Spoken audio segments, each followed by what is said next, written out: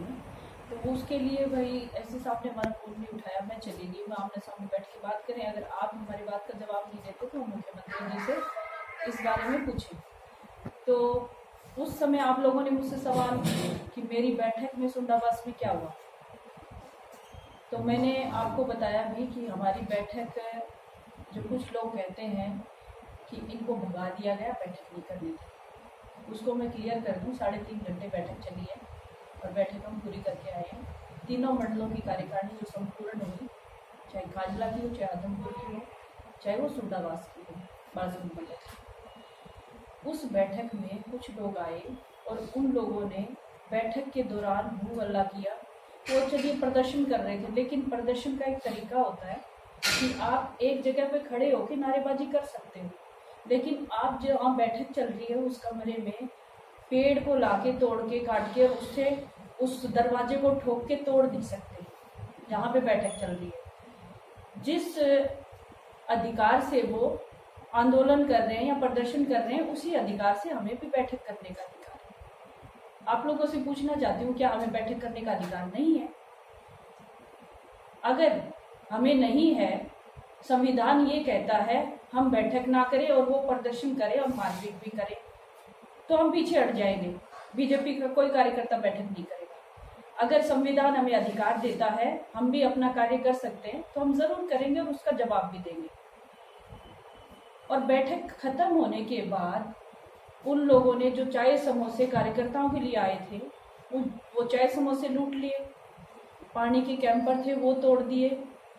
महिलाओं को, 4 महिलाएं थी, उनको कहा कि इनके बाल पकड़ के घसीटो, ये दोबारा नहीं आएंगी, दोबारा बैठक का हिस्सा नहीं बनेगी, इनके बाल पकड़ के घसीटो। जबकि वो महिलाएं थी उसी जगह की, पास के गांव की महिलाएं थी, उन्हीं की बहनें थी। भारत माता की फोटो को तोड़ा गया, पंडित दीनदयाल उपाध्याय जी की फोटो को तोड़ा गया, डॉक्टर श्यामा प्रसाद मुखर्जी की फोटो को तोड़ा गया।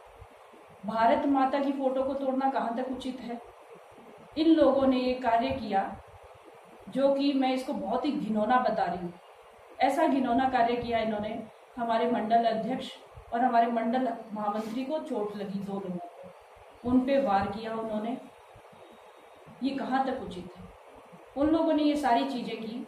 आप लोगों ने मुझसे पूछा सिंचाई विभाग के दफ्तर में कि उस दिन क्या हुआ। ये चीजें होने के बाद मैंने ये कहा कि वो लोग जो ये सब चीजें करके आए हैं वो लफंगे, वो दारूबाज हैं, वो महिलाओं को छेड़ते हैं, वो ऐसे लोग हैं। तो कौन सा गलत कहा मैंने? क्या मैं गलत हूँ यहाँ पे? मैंने ये तो नहीं कहा कि किसान लफंगा है, मैंने ये तो नहीं कहा किसान लफंगा है। किसान तो मेरे दादा भी थे, मेरे पिता भी हैं और मैं भी किसान हूँ। किसान का मैं बहुत सम्मान करती हूँ। मैं उन लोगों को, उन किसानों को लफंगा नहीं कह रही, मैं उन लड़कों को लफंगा और दारूबाज कह रही हूँ जिन्होंने बीजेपी की बैठक में आके तोड़ फोड़ की, हमारे मान सम्मान को ठेस पहुंचाई। उन लोगों के लिए ये शब्द थे।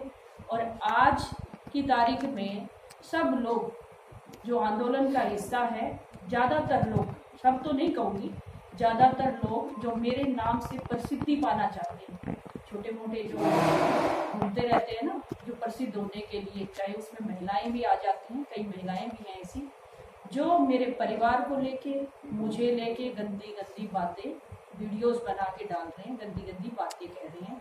इसके लिए मैंने आज आप लोगों को बुलाया था कि उन लोगों को मैं बता देना चाहती हूँ कि ये जो कमेंट करने वाले लोग हैं, पिछली बार मैंने जो रिपोर्ट दर्ज कराई थी, जो कमेंट गंदे किए थे वो सब भाग गए, सोशल मीडिया अकाउंट से अपनी आईडी तक हटा दी उन लोगों ने। अगर आप लोग जिम्मा लेते हो कि मैंने ये शब्द आपके लिए कहा है और मैं डंके की चोट पर कह रहा हूँ, तो एक कायम रहना, अपना अकाउंट डिलीट मत करना इस बार।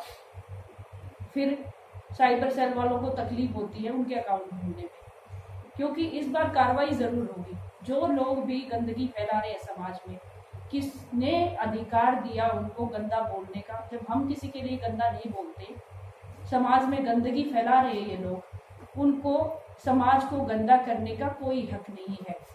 सोशल मीडिया पे आपको किसने अधिकार दे दिया कि आप इतना गंदा किसी के बारे में बोलेंगे और आपके खिलाफ कार्रवाई नहीं होगी? यही कहना है मेरा आज। जैसे आपने संविधान का जिक्र किया है, इसी संविधान की धज्जियां उड़ा करके कानून पास किए तो इसके बारे में क्या कहें? संविधान की मुझे ये बताइए किसने उड़ाई धज्जियां? ध्वनि मत के आधार पर पास किया गया नहीं, अगर एक भी सांसद उसको लिए मना करते हैं तो वोटिंग होना चाहिए। देश की सरकार को लोगों ने चुना है, पार्लियामेंट में बहुमत साबित होने के बाद कानून पास हुआ है। किसने कहा कानून की धज्जियां? संविधान। अगर एक भी सांसद उसके लिए मना करता है तो उसके लिए वोटिंग होना चाहिए और जिसको हटा दिया गया था। हो ही नहीं सकता। पार्लियामेंट में अगर बहुमत साबित नहीं होता है तो कोई कानून पास नहीं हो सकता। आप सुन नहीं रहे, ध्वनि मत के आधार पर किया गया था। अगर कोई एक भी सांसद उसके लिए मना करता है ध्वनि मत के आधार पर नहीं होना चाहिए तो वोटिंग होना चाहिए और उस चीज की सुनवाई ना होकर के कानून पास कर दिए गए। मेजोरिटी अगर कहती है ना पार्लियामेंट में, हाँ, वो वही चीजें होती है। लेकिन कानून की बात हो रही है, हाँ, कानून की संविधान हमारा कहता है देश की सरकार जो बनी है देश के लोगों ने चुना उसको और बहुमत के साथ चुना है, तो बहुमत जो कहता है वही चीज होगी ना सरकार। सुप्रीम कोर्ट का स्टे भी हो गया है, तो सवाल अब ये था कि मीटिंग आपकी क्या जारी रहेगी? हाँ, देखिए सुप्रीम कोर्ट ने 1 साल के लिए स्थगित किया है ना उसको, अभी फिलहाल स्टे है। हाँ, तो हमारी मीटिंग हमारी बैठकें तो जारी रहेंगी। हमारी बैठक में हम कोई किसी के साथ छेड़खानी थोड़ी कर रहे हैं, हम किसी के मारपीट थोड़ी कर रहे हैं हमारी बैठक में।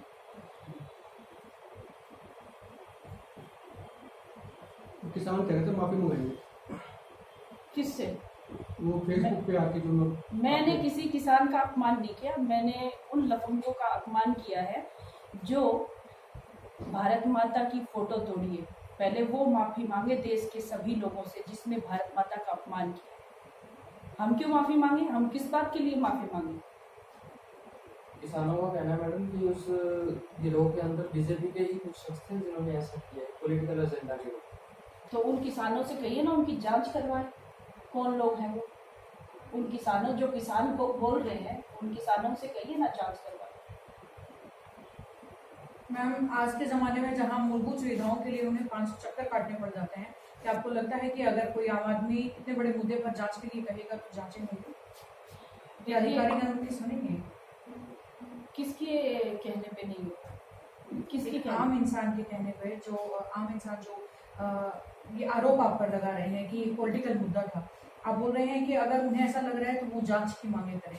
जो लोग मूलभूत सुविधाएं मांग रहे हैं उन्हें मूलभूत सुविधाएं नहीं मिल रही हैं तो जांच। मूलभूत सुविधाओं से क्या मतलब है? मूलभूत सुविधाएं कौन नहीं दे रहा, किसको नहीं दे रहा? हाल ही में पानी के मामले को लेकर के आप जो है कुछ गाँव वासियों के साथ मिली, उन ग्रामवासियों ने कहा था कि उन्होंने बहुत चक्कर निकाले हैं और उसके बाद जो है अभी तक उन्हें उनकी मूलभूत सुविधा यानी कि जो पानी की मूलभूत सुविधा है वो उन्हें नहीं मिली है।